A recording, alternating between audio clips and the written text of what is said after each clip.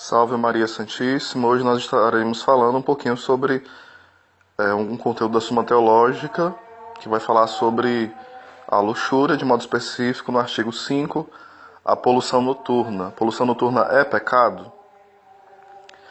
Aí vai ter primeiro as objeções, falando que não é. Aliás, que é pecado, melhor dizendo que é. E depois vai ter as explicações melhores, certo? São Tomás vai explicando.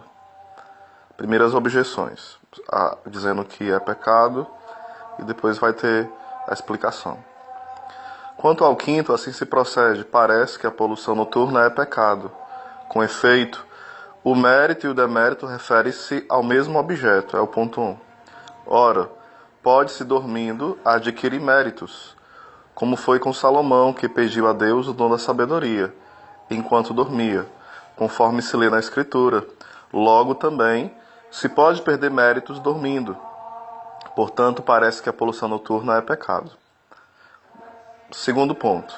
Além disso, todo aquele que tem uso da razão pode pecar. Ora, dormindo tem-se uso da razão, pois frequentemente se raciocina nesse estado. Prefere-se uma coisa a outra, concordando ou discordando.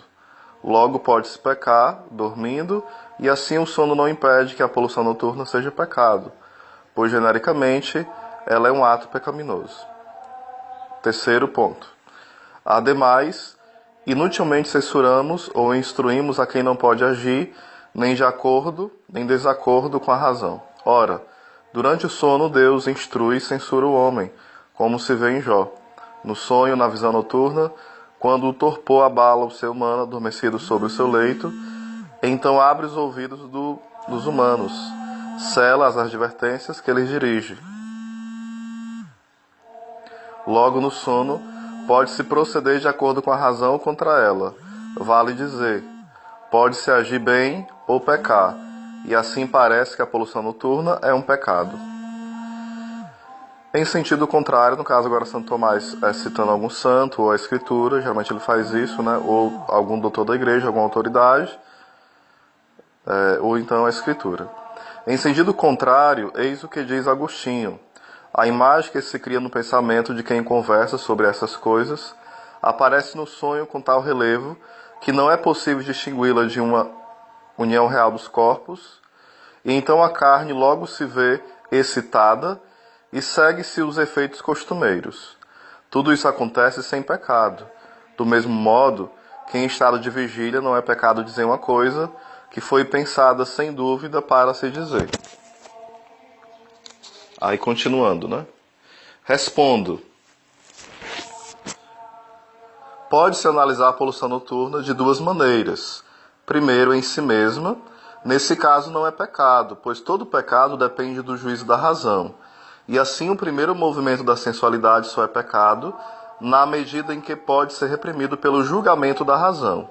Portanto, faltando esse julgamento, não existe pecado. Ora, durante o sono, a razão não tem um julgamento livre. Não há, com efeito, quem dormindo não tome certas fantasias como reais, conforme ficou patente antes. Assim, não se imputa a ninguém como pecado o que se faz dormindo, sem o livre juízo da razão, como não é imputável também o que se faz enfurecido ou fora de si.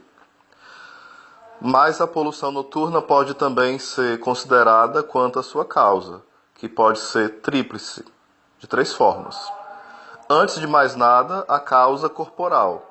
Na verdade, quando o líquido seminal está sobrando no organismo ou está sendo ejaculado pelo excessivo calor do corpo ou por qualquer outro movimento, o homem adormecido sonha que está expulsando esse líquido, abundante ou secretado, o que também acontece quando a natureza está sobrecarregada de qualquer outro elemento supérfluo, de modo que às vezes se formam na fantasia imagens que provocam essa emissão.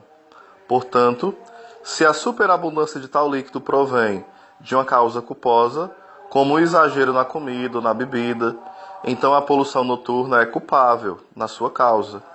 Se, porém, a superabundância ou a ejaculação desse líquido não tiver nenhuma razão de culpa, aí a poluição noturna não será pecado, nem em si mesma, nem na sua causa.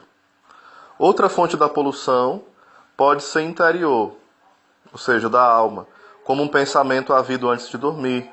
Tal pensamento elaborado em estado de vigília é às vezes puramente especulativo, como por exemplo, quando se cogita nos pecados da carne, por causa de uma discussão sobre o assunto, ou seja, a pessoa debateu sobre aquele assunto, conversou, mas a pessoa não estava falando no sentido de querer fazer aquele pecado, mas fica na cabeça, né? Aquela conversa, e vai tomar grandes proporções, né? Por causa de uma discussão sobre o assunto. Outras vezes, ao contrário, é um pensamento revestido de certa paixão positiva ou negativa.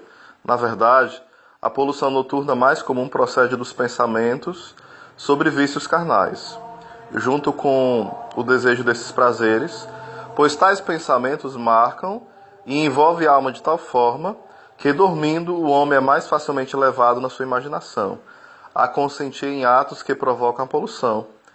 É nesse sentido que o filósofo diz: dado que certos movimentos passam gradualmente do estado de vigília para o sono, os sonhos dos virtuosos são melhores que os de qualquer outra pessoa.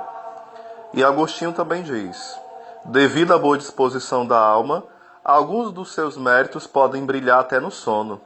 E assim fica patente que a poluição noturna pode ser culposa pela causa que a produz. Contudo, às vezes ela, durante o sono, decorre de um pensamento antes havido sobre atos carnais, como simples especulação ou acompanhado de repulsa por eles. E nesse caso, não tem razão de culpa nem em si mesma, nem na sua causa. A terceira causa, enfim, da poluição noturna é espiritual, mas extrínseca. É o que acontece, por exemplo, quando, por influência do demônio, as representações da imaginação de quem dorme se alteram de tal forma que aquele efeito se produz.